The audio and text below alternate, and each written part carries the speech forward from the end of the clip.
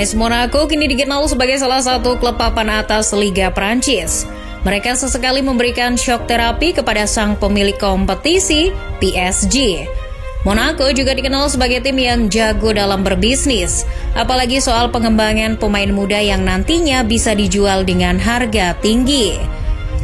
Namun, tahukah kalian kalau AS Monaco dulunya merupakan klub mediocre yang sempat berjuang menghindari degradasi dan kebangkrutan?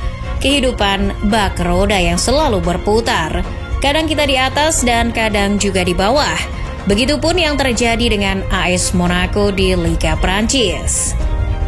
Monaco pernah berada di fase paceklik pada awal tahun 2011. Situasinya benar-benar sulit. Mereka hampir terdegradasi ke Divisi 3. Untung ada saudagar kaya dari Rusia yang menyelamatkan wajah Monaco di kancah sepak bola Prancis. Ia adalah Dmitry Rybolovlev. Lantas, bagaimana kisah kebangkitan Monaco di tangan Dmitry? Beberapa musim terakhir mungkin jadi musim-musim yang baik untuk AS Monaco. Tapi jauh sebelum itu, Monaco merupakan klub biasa-biasa saja. Mereka bukan klub yang selalu bisa stay di papan atas. Contohnya ketika AS Monaco mengalami rangkaian permasalahan pada awal tahun 2011.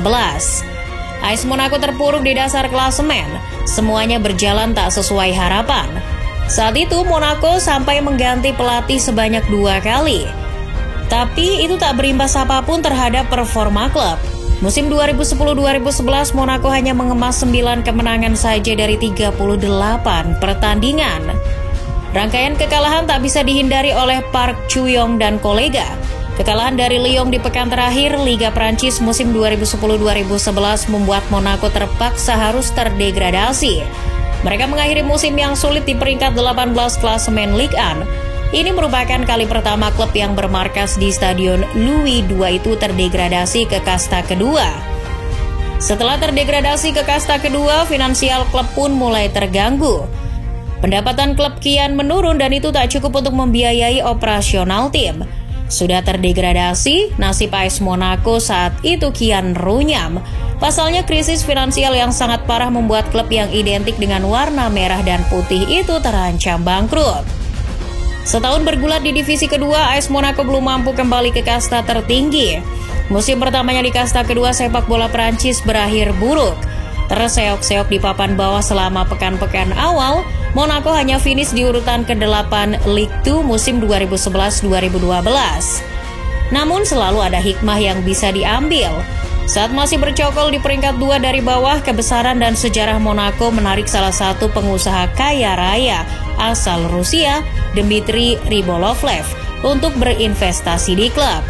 Tak tanggung-tanggung, Dmitry langsung mengambil alih 66% saham AS Monaco pada Desember 2011. Di bawah kepemilikannya, Monaco yang tengah terpuruk mulai berevolusi.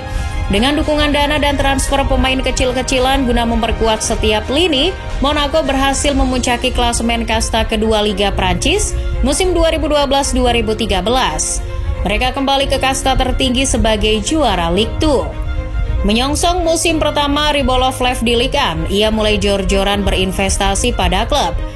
Menurut France 24, saat Monaco dinyatakan resmi kembali ke Ligue 1, pengusaha asal Rusia itu menggelontorkan dana hingga 100 juta euro untuk perbaikan infrastruktur dan pembelian beberapa pemain baru. Dengan dana yang melimpah, AS Monaco terus mempercantik diri, termasuk menghabiskan dana hingga 140 juta euro untuk mendatangkan Radamel Falcao, João Moutinho, Geoffrey Kondogbia hingga James Rodriguez pada musim panas 2013. Kedatangan pemain-pemain itu jadi penanda kebangkitan Monaco di tangan Rybolovlev. Sejak saat itu, Les Monégasques konsisten bersaing di papan atas Liga Prancis. Mereka bahkan hampir tak pernah terlempar dari 4 besar dalam tahun-tahun pertamanya sejak promosi kembali ke kasta tertinggi.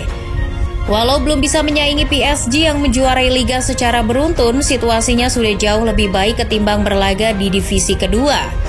Namun seiring berjalannya waktu, Rybolovlev sadar kalau membeli para pemain dengan harga mahal setiap tahunnya itu merupakan cara yang salah. Selain menyebabkan pengeluaran klub yang terus membengkak, ia enggan disamakan dengan rivalnya yakni PSG yang terus menghamburkan dana ratusan juta euro demi membangun sebuah tim yang sempurna. Dmitry Rybolovlev pun putar otak bagaimana agar AS Monaco bisa mendapat pemain berkualitas, tapi tetap memperhatikan keseimbangan finansial. Pasalnya, klub tidak bisa mengandalkan pemasukan dari penjualan tiket dan merchandise. Karena saat itu, meskipun Monaco bersaing di papan atas, jumlah penonton di laga kandang tak mengalami lonjakan yang signifikan. Dari jumlah kursi stadion yang mencapai 6.500 kursi, paling hanya terisi 9.000 hingga 10.000 saja. Akhirnya manajemen memutuskan untuk menerapkan kebijakan baru. Mereka akan mengubah sistem transfer menjadi lebih bijaksana. Monaco pun mulai meninggalkan kebiasaan membeli pemain siap pakai dengan harga mahal dan mulai mengumpulkan pemain muda dengan harga miring. Pemain-pemain muda itu akan dipoles sedemikian rupa hingga siap bersaing di skuad utama. Mempromosikan pemain muda potensial dari akademi juga jadi fokus Monaco saat itu. Kebijakan itu dianggap jadi opsi terbaik tanpa mengesampingkan sisi kompetitif di skuad AS Monaco. Setelah menerapkan kebijakan ini, Rybolovlev mulai fokus meningkatkan kualitas fasilitas di akademi mereka. Dengan iming-iming bermain di salah satu kota terindah di Prancis, beberapa pemain muda pun mulai bermimpi untuk bisa menembus skuad utama Le Monégasque. Sistem baru yang dianut oleh AS Monaco pun membuahkan hasil. Pemain-pemain muda potensial yang didatangkan pun mulai ramai peminat dan klub berani menaruh harga tinggi. Timothée Bakayoko, Fabinho, Thomas Lemar, Alan Saint-Maximin hingga Bernardo Silva jadi contoh pemain-pemain yang sukses bersama AS Monaco. Sementara sektor Akademi AS Monaco meluluskan beberapa calon pemain bintang yang juga dilabeli dengan harga mahal. Contoh saja seperti Abdou Diallo, Benoit Badiashile hingga yang termahal mungkin Kylian Mbappe. Generasi mereka lah yang mengantarkan Monaco menggulingkan dominasi PSG di kompetisi domestik. Pemain-pemain muda bahu-membahu mengantarkan tim menapaki tangga juara Liga Prancis musim 2016-2017. Setelah musim yang luar biasa itu, Monaco menunjukkan kejeniusan bisnisnya dengan menjual pemain-pemain mereka. Meski tak semua pemain muda yang didatangkan berhasil dijual dengan harga tinggi, Monaco meraup untung hingga 231 juta pound pada tahun 2017 hanya dari penjualan pemain saja. Itu belum termasuk penjualan Mbappe ke PSG pada tahun 2018. Kala itu Monaco mendapat untung 180 juta euro hanya dari penjualan Mbappe. Jumlah tersebut jadi pendapatan yang sangat besar bagi sebuah klub sepak bola. Pasalnya bisnis sepak bola sering dianggap sebagai bisnis siap rugi. Sayangnya catatan positif yang sudah digoreskan Rybolovlev rusak oleh beberapa kontroversi. Dilansir BBC, miliarder asal Rusia itu sempat tersandung beberapa kasus pada tahun 2018. Dari penipuan, penyuapan petinggi negara hingga kasus korupsi berjajar menghadang Rybolovlev. Meski begitu, statusnya tidak berubah.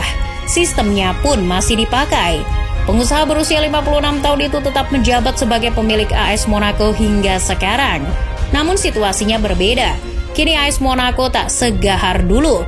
Mereka bahkan hampir terdegradasi lagi pada musim 2018-2019 dan belum pernah menjuarai liga lagi.